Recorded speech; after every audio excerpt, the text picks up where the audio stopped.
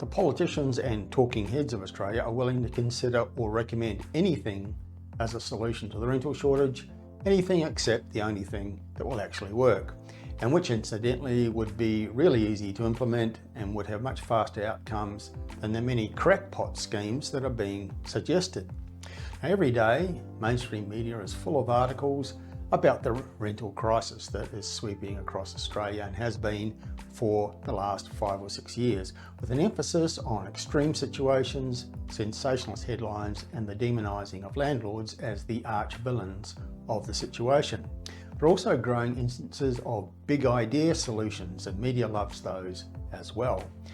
Some have suggested we can solve the crisis with prefabricated homes. Others have suggested converting disused or underutilised office space to apartments in inner city areas.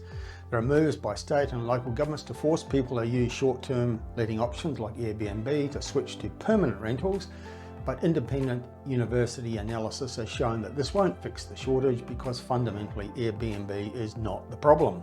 Some states are finding people who own properties that appear to be empty, such as holiday homes owned by a family for use by family members, but that won't have any material impact either because this too is not the cause of the rental shortage. There have been suggestions of repurposing refugee facilities or COVID quarantine facilities or army barracks as rental accommodation for the needy. The Greens, in their collective madness, announced in the lead up to the Queensland local government elections that they would take Brisbane's biggest horse racing track from its legal owners and turn it into thousands of cheap homes, all for about $40 million, they said rather comically, apparently oblivious to the reality that the legal owners of the land have rights and the value of the land is realistically measured in the hundreds of millions of dollars.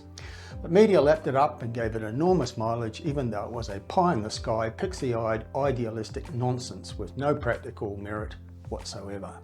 There are constant references by politicians and commentators to the need to build more dwellings, although that is not the solution to the rental shortage.